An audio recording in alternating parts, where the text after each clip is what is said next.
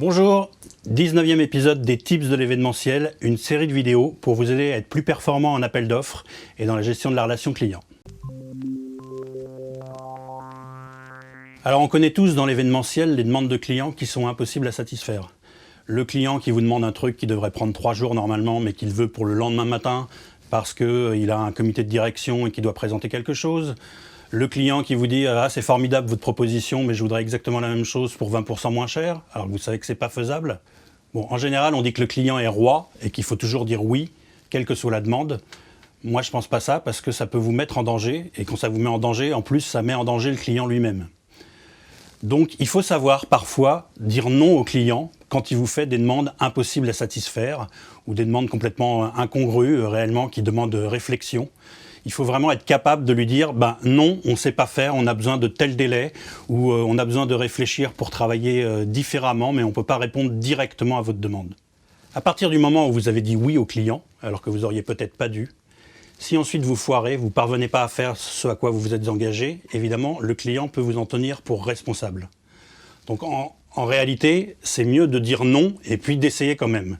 Déjà, si vous y parvenez malgré tout, parce que vous avez bossé toute la nuit, parce que vous avez fait travailler des gens qui n'auraient pas dû travailler, il n'y aura pas forcément le niveau de qualité attendu. Et ça, le client, vous pouvez lui dire ce que vous voulez, de toute façon, lui, ce qu'il verra, c'est que la qualité n'est pas au rendez-vous. En plus, si malgré tout, vous réussissez à satisfaire la demande du client, forcément, lui, il va en déduire que vous êtes capable de faire l'impossible d'une certaine manière. Donc, la fois d'après, il vous demandera à nouveau l'impossible. Et donc, même si vous réussissez une première fois, la deuxième fois, la troisième ou la quatrième, vous allez vous planter et le client pourra vous en tenir rigueur. Enfin, si vous acceptez de répondre oui aux demandes impossibles du client, vous vous privez d'une possibilité qui est vraiment intéressante. Et cette possibilité, c'est évidemment pas de dire non de manière définitive au client, c'est de dire non, je ne peux pas faire ça là pour demain matin ou pour dans 2 jours. Mais peut-être que vous pouvez le faire pour dans 3 jours ou dans 4 jours. Donc vous dites au client, je ne peux pas le faire pour dans 2 jours, mais je peux vous le faire pour dans 4 jours.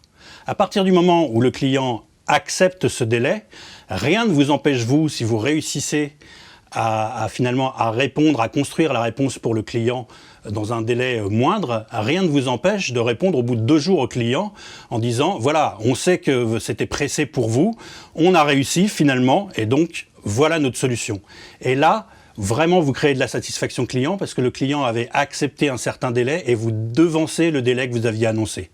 Ça, ce n'est possible évidemment que si vous n'avez pas accepté bêtement des demandes qui étaient a priori impossibles au départ. Pour finir, si vous répondez oui à tout et n'importe quoi aux demandes du client, vous allez être traité entre guillemets comme vous le méritez, c'est-à-dire non pas en tant que conseil expert qui a besoin de réfléchir, mais en simple fournisseur. Vous pensez que vous fidélisez parce que vous êtes réactif, que vous montrez que vous avez envie de satisfaire le client, mais en fait vous fidélisez rien du tout, parce qu'il y aura toujours quelqu'un de moins cher que vous, ou quelqu'un de plus servile que vous, entre guillemets, pour mieux répondre dans ce domaine-là. Et donc il vaut mieux faire des choses de qualité plutôt que de faire des choses dans la précipitation, en pensant que ça va être plus intéressant pour le client, c'est pas vrai. Et voilà. Et dernièrement, réellement, si vous êtes considéré comme un simple exécutant et pas comme un conseil, pas comme un partenaire avec les égards qu'on doit à un partenaire, quand on est en partenariat avec un client, vous êtes facilement remplaçable et ça, c'est très mauvais pour vous.